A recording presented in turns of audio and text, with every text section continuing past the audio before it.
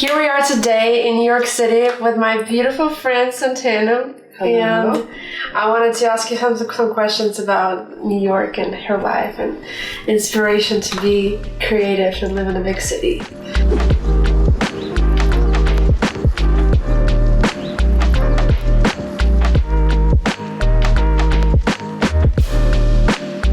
So tell us who you are, how old you are, and where you're from. So, I am originally from Oklahoma, and I moved here when I was 18, 19 now. I go to Parsons School of Design, the new school in New York City, and I live in the East Village. So tell me, a lot of people are probably interested in Parsons and art school. How was the atmosphere in the art school? Did the art school meet your expectations there? Yeah, so I definitely have some mixed feelings on Parsons, unfortunately. The reputation is there, and you're in New York City, but a lot of the students didn't, or my peers didn't meet my expectations of an art school, of like a highly esteemed art school. Yeah. I felt like some people just don't care as much, and they just kind of get by, and they don't really think about like that their work is important, and they kind of just are like doing it as an assignment and not as something that is going to go in their portfolio or something that they're making in real time. I think they're thinking about it like it's separate from the work they're going to make. And I'm like, no, like this is the work you're making now. I don't know. I think social media has a big part to do with a lot of that. And it's funny because I thought coming here I would be like way active on social media, like constantly posting, constantly like doing stuff on there, because I saw the influencers as something I wanted to like go towards. But now that I have met people like that, the people who really are behind those accounts, I'm like, whoa, I don't want to be like them. You do not want to be like those people. Why I needed these likes or views to like validate my life and validate who I am. And like, I don't need that, you know? And I was just like, why am I doing this? Why am I striving to be someone I don't even want to be? So, and I don't need to prove to anybody that I'm here, that I live here, that I'm doing all the stuff that I'm doing, that I'm making the work that I'm making. I don't constantly have to post that or show people that to be me.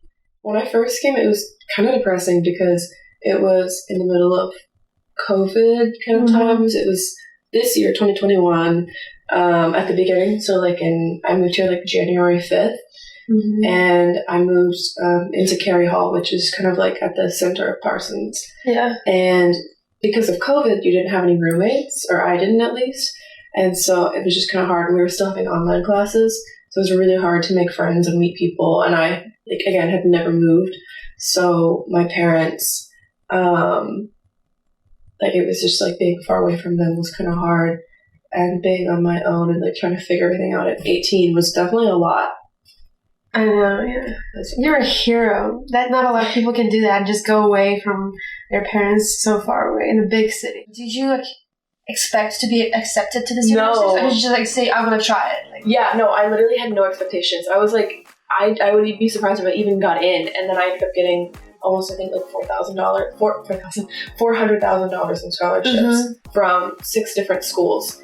And I was just like blown away. That's what I'm saying. Like, your hard work will pay off. Yeah. They will recognize that you are working very hard to put together these portfolios and these essays, and you're using your artistic words, that you understand this stuff, that you have a wider knowledge than your peers do, and they're going to reward you with that scholarship money, which is very helpful because art school is very expensive. Yeah. And so talk a little bit about finding your major path, career and stuff. It's also a lot of pressure on young people. Just at 17 or 18, you have to figure out what you're gonna do your whole life. Speaking back to Parsons with the first year program, I wasn't fully sure I wanted to do photography because, again, I'm so invested in film, and I still am. I was not sure kind of if I was going to stay in Parsons or what I was going to do. And again, in high school, I was like, okay, I have this stuff I want to do, but where am I going to go? What am I going to do with that? How am I going to make money or a career out of that? And how am I going to get to New York? So that's when because I was my whole life, I was I'm never going to college. I'm not doing it. I'm not gonna like conform to that. Yeah. And then here I am in my second year of college. So I was like, okay, well, I guess I'm gonna do this. And so I had work already from being in art class. And so I started applying and just kind of like working through it and like that process of how to apply to these schools, what they're looking for. And like now I definitely, it's so, there could be like a whole video about applying for schools, like how that works and like advice from someone who goes there now versus like what I thought in high school, what my teachers thought in high school, like what I should be doing versus what I should be doing now. Anyways, talk about a little bit about the love life and love scene here. So, like in general, so there's a lot of like, there's a stigma, I think, for like in America in general, that you have to have somebody have to be like in a relationship with someone. Everybody's like seeking that, and I feel like in other countries, like in Russia, it's a little bit different. We focus on career more, and then like after like you're 20 or 21, then you'll like start thinking about like. Family and like a relationship, having babies and stuff. And so, what do you think? For sure, I definitely felt that kind of pressure. And like speaking outside of like relationships and stuff, there's also this like social peer pressure, whatever, with like doing like art, like drinking or partying or drugs or smoking. Especially in art school, people love to smoke cigarettes. Really? It's because it's artsy. Yeah, it's very artsy to be like, ooh. Yeah. So, but it's funny because I talk about that and my friends do that. But you don't have to do any of that stuff to be cool or to be yourself. Like I don't do any of that, and I'm still me. You know, like I still make. You know, and if you do that, that's your prerogative. I don't know, like your thing, you know, but you don't have to like feel like you need to do that, because now I know a lot of people who are addicted to smoking and they're like trying to get off of it and they can't. There's a lot of pressure with like needing to like have sex really young or like be in a relationship really young, and really young, I mean like my age, you know, but you don't have to, you know, like they're like, you don't, and people like respect you a lot for that. Whenever I talk to people about me and like my beliefs and like what I do and don't do, they're like, oh, okay, cool. Like I respect that. Yeah. And so don't be afraid to be yourself, especially as like when you're in high school.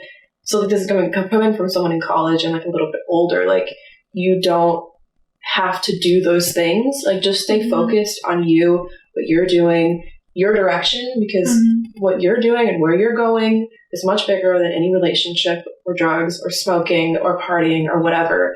The people who want to find somebody, they just don't feel whole with themselves, and so you can't keep looking for someone just to fill up the hole inside of you. You have to be complete by yourself. You have to know how to be happy on your own and do things by yourself. And finding yourself. Finding yourself and be like a strong person by yourself. A strong woman. Yeah. So that at the end, like that the second half of each other that you find the relationship, the partner, it would just be like a nice addition to your already complete life. But like it's not a part of you that's gonna, because if it's a part of you, if something happens wrong and like they leave, you're gonna be broken. You're gonna start from nothing again. Right.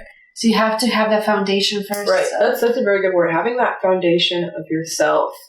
And you know, we're 19. We're not like old and wise, but we do have experience in life a little bit. Like we're coming from like a young perspective to like other young people. You don't need a man. You don't need anybody to make you whole. Like you build yourself up first, and then they will find you. Like you don't need to have someone to come and fix you and make you better or help you. Like you become yourself first, and then get into a relationship, then start like being with another person, you know? Because it's just going to cause issues in the relationship if you're like trying to be fixed or doing something like that. Yeah.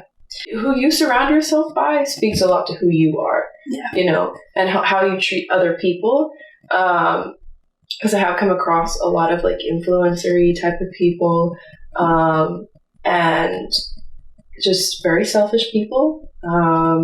People who just, it's very unfortunate that there are a lot of young people who are very, very self-centered, and very involved in themselves here, much more than any other place. And